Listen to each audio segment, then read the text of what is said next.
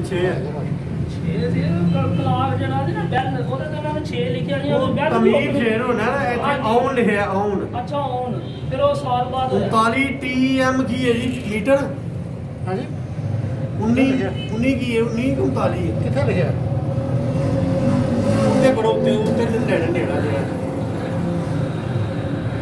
ਪੂਰੀ picture ਕਿਹਦਾ ਲਵਾਉਣਾ ਫੇਰ ਤੋਂ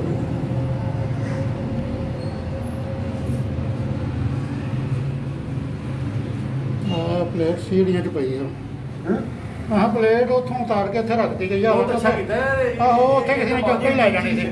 ਨਹੀਂ ਇਹ ਉੱਥੇ ਨਾ ਉਂਜੀ ਲੱਗੀ ਸੀ ਉਹ ਖਰਾਬ ਹੁੰਦੀ ਸੀ ਫਿਰ ਅੰਦਰ ਰੱਖੀ ਸੀ ਆਹੋ ਥੱਲੇ ਚਲਾ ਜਾਣਾ ਮੇਰੇ ਭਰਾ ਨੇ ਨਾ ਚੁੱਕ ਕੇ ਨਾ ਉੱਥੇ ਰੱਖੀ ਮੈਂ ਕਹਿੰਦਾ ਤੁਸੀਂ ਹਿਫਾਜ਼ਤ ਕੀਤੀ ਹੈ ਬਹੁਤ ਵਧੀਆ ਕੀਤਾ ਜੇ ਵਿਰਸਾ ਜੇ ਮੈਂ ਉਹਨੂੰ ਸਾਫ਼ ਕਰਦਾ ਰਹਿਣਾ ਕੋਈ 2-4 6 ਮਹੀਨੇ ਅਗਰ ਇੱਥੇ ਰੱਖ ਦੇ ਸਾਈਡ ਦੇ ਉੱਤੇ ਦੇਖੋ ਜੀ ਕਿਸੇ ਨਸ਼ਈ ਨੇ ਜਾ ਕੇ 200 ਦੀ ਵੇਚ ਦੇਣੀ ਸੀ ਲੇਕਿਨ ਅੰਦਰ ਰੱਖੀ ਹੋਈ ਮੈਂ ਉੱਤੇ ਤੇ ਉਹ ਬਾਹਰ ਰੱਖਦੇ ਪਏ ਉਹ ਕਿਸੇ ਨਸ਼ਈ ਨੂੰ ਮਿਲਣੀ ਕੁਝ ਨਹੀਂ ਹੋਣਾ ਲੇਕਿਨ ਇਹ ਤਾਂ ਵਿਰਸਾ ਹੈ ਇਹਦਾ ਰਿਕਾਰਡ ਹੈ ਬੜਾ ਵਧੀਆ